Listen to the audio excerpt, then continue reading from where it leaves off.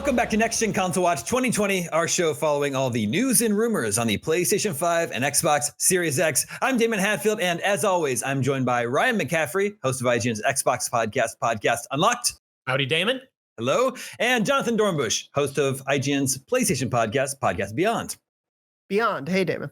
And this week, we've got some new info on Sony's fans and not the fans that are watching this show right now. Plus, we've got poll results from 2 polls from last week and a new poll for you. But first, Phil Spencer has commented further on Bethesda exclusivity, the question mark of Bethesda exclusivity on Xbox going forward. And I believe this comes from an interview with Kotaku.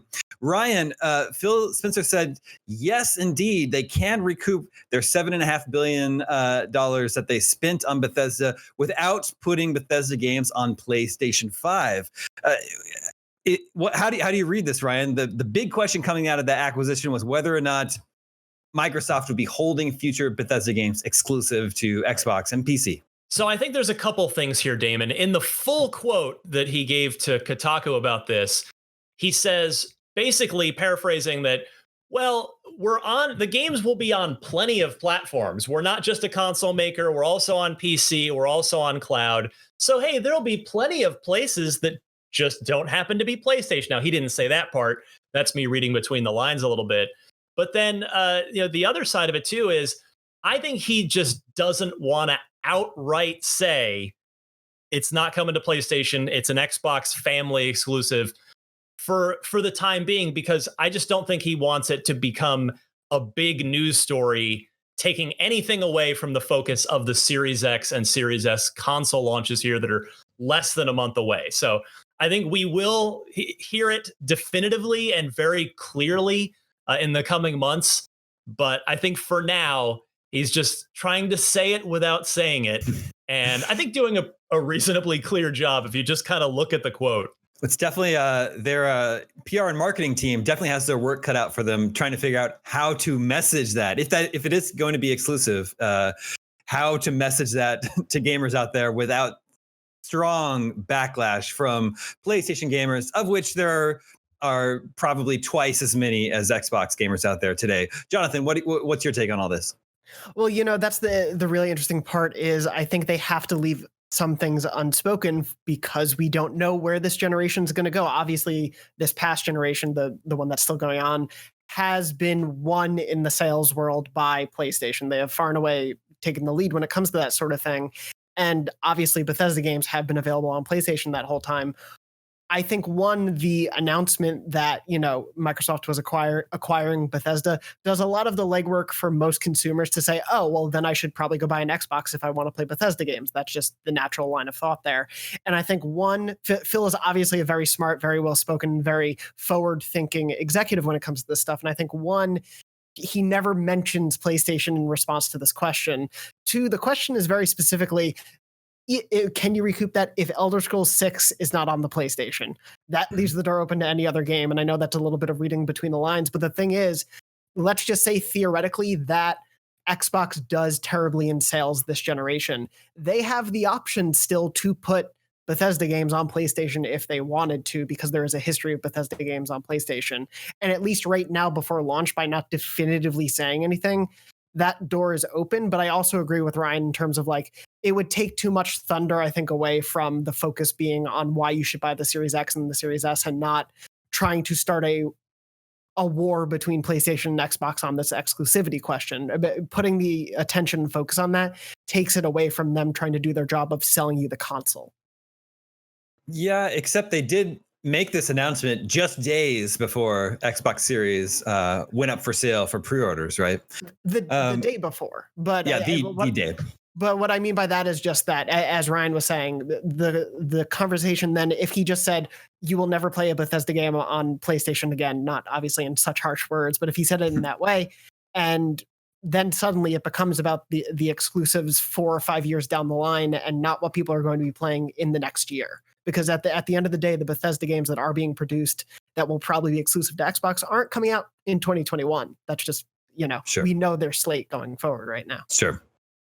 So Ryan, how do you think Microsoft avoids the mistakes of Rise of the Tomb Raider? How do they would they announce that these Bethesda games are going to be exclusive to the Xbox family without serious blowback? I think they're two different things entirely, and really it comes down to that was because really we saw this not go well for actually both of them. Rise of the Tomb Raider is the example from this generation that gets cited a lot, but Sony kind of got burned on a similar deal where it's like the middle of the generation and the middle of a franchise with Street Fighter V. Like that was exclusive to PlayStation, and everybody was kind of like, "What? Why? Like what? Why is this happening?" But in neither of those cases was Microsoft or Sony buying the entire company. If Sony had bought Square Enix or just Crystal Dynamics or the Tomb Raider IP, that would have been one thing. In this case, they have written an extraordinarily large check, like 3 Star Warses worth of checks for Bethesda. So yeah, it is. I think everybody, even the most vocal fans, understand on some level that yeah, you're very much entitled to just hang on to it for your platform at that point in time. And Ryan, I definitely think you've made this point on the show before, but it's very interesting because I do think if this were PlayStation buying Bethesda, we wouldn't be having this conversation. Exactly. Bethesda games would just be exclusive. But Xbox does have this history with the Switch, with Minecraft on all platforms, with Minecraft Dungeons as well. So there is a history, and I do think there is a theoretical future where we could see some Bethesda games that end up on PlayStation depending on how the generation plays out. Right. But I think very much so, reading what Phil is saying here, they bought Bethesda to be able to have Bethesda games. Yeah, it's definitely seems like something they could. It seems like Microsoft finally has something they can hold over Sony's head. Sort of, if Bethesda games do appear on PlayStation 5, it will be because Microsoft decided to let PlayStation gamers have those. So definitely an interesting situation. I'm very interested to learn more about that going forward. In terms of PlayStation 5 news this week, Jonathan, we learned that the part of the whole plan to keep PlayStation 5s from not sounding like a jet engine taking off like so many PlayStation 4s do is to update the fans in the future with a firmware update. Is that right? Yeah, so pretty much what Sony has said is they're going to be able to update the fan, specifically the register how the APU on the system, which is the sort of customized CPU/GPU unit in the system, and be able to understand how games are using and needing the fan to kick into gear. And basically, they have obviously an idea of how the launch lineup is going to go, but if the PS4 generation is any indication, as games got more complex as the generation went on, that fan got much louder and the PS4 or PS4 Pro got much hotter. And so I think it's very smart to be forward thinking about that. And so this will sort of, I think, help alleviate some of the issues we may run into as more really focused next-gen games get developed for the PS5. And if they are causing any heat issues, they can actually study the behavior of the fan, the behavior of the system, and possibly be able to adjust it and say, oh, it actually needs more power due to this game, or it needs to run at this speed because of this game, or maybe it doesn't actually need as much power as we thought, so we can lower that usage during people playing that game. And they're essentially going to crowdsource people's play experiences and use that data to sort of drive these updates. And Ryan, I believe you have some experience with this, something similar with your Tesla, is that right? Yeah, it just reminded me. I think this is so cool of Sony to do this, pardon the phrasing. But yeah, like all these consoles are connected. They have been for an entire generation. They're certainly going to be even more connected on a wide consumer, a higher percentage of people moving forward in the next generation. And yeah, Tesla with their cars has those cars are all connected all the time as well, just like your console is.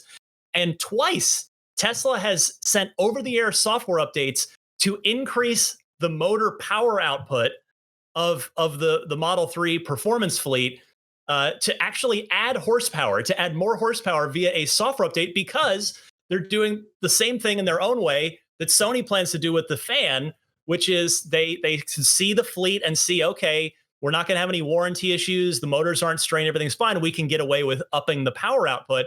So I think it's really awesome that Sony's doing something similar in the interest of keeping the PlayStation 5's cool and reliable and safe to operate. Like they're not going to overheat, they're not going to have a problem, but they'll be able to also, as Jonathan noted, dial it down to keep it quieter when games it's deemed, maybe don't need as much fan as is in the default state. So I just think it's awesome that they're using all that data to affect the thermals and the acoustics of the PlayStation 5 this way. So maybe Ryan, maybe you can explain, because you have some experience with this.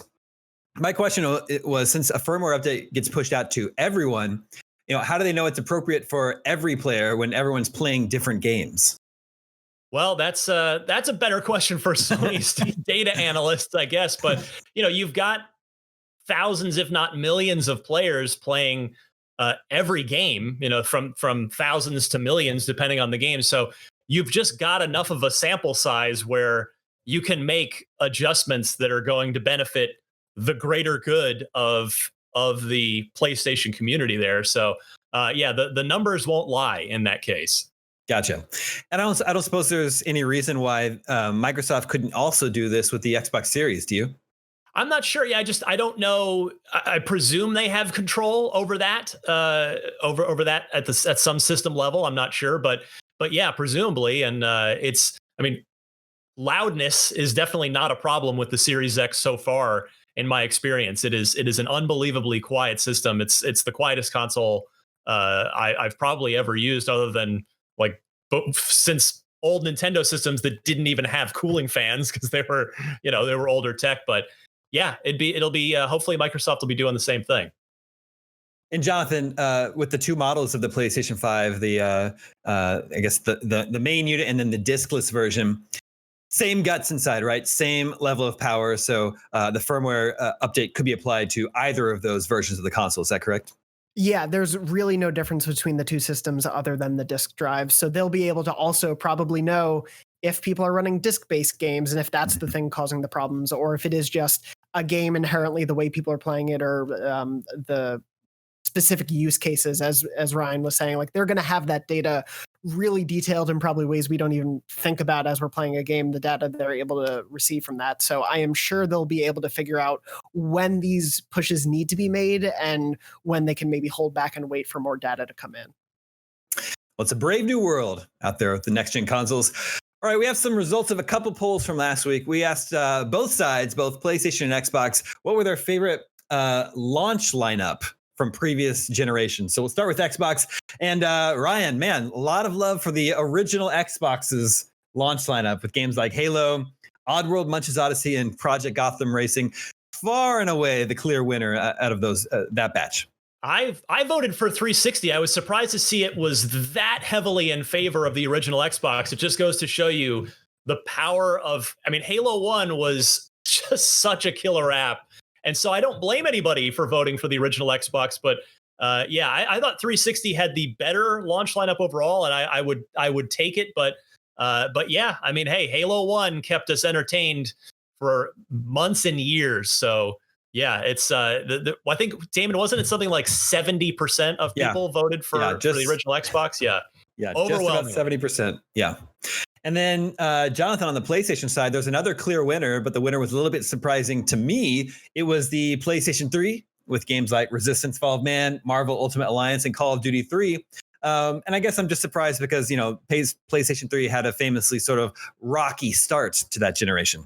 Yeah, no, that's definitely an interesting one to me. I will say the second place result here, which was the PS2, is definitely a little bit closer than the second place finisher on the Xbox side. And so I do think there's at least enough of a split really when it comes down to nostalgia. I think would play a heavy impact. But honestly, especially when we're talking about exclusives, I think of recent stuff. I think far and away Halo is probably the best exclusive on any of these launch lineups without question. But Resistance is a really, really beloved franchise in the Sony community that, we don't talk about as much these days because Insomniac has some other big games they're working on, but Resistance was really, really well loved, and especially at a time when the PS3 was kind of in second place and people were ragging on it, understandably, especially after that tough launch that they had. Resistance was a really bright spot for a lot of people, so I think it makes a lot of sense. All right, as for a poll for you to vote on this week, we all know that, when you're choosing a console, games, probably the most important thing you're looking for. But aside from games, put those aside right now. Aside from games, what is the most important thing to you when it comes to your console choice? Is it the form factor, the size, the amount of noise it makes, the amount of heat it puts out? Make sure to vote in our poll at IGN.com, and we will share the results with you next week. Not games, aside from games. Now, we know that gamers have a big decision to make this fall in regards to their next generation console, but Americans have a more important decision to make in regards to the election. In an effort to make sure that Americans get out and vote, go to iwillvote.com to learn more about how to vote in your state for the general election on November 3rd. And that will just about do it for this edition of Next Gen Console Watch 2020. Thank you to Ryan and Jonathan. We'll be back next Friday at 6 a.m. Pacific, 9 a.m. Eastern with more PS5 and Xbox Series news. We'll see you then.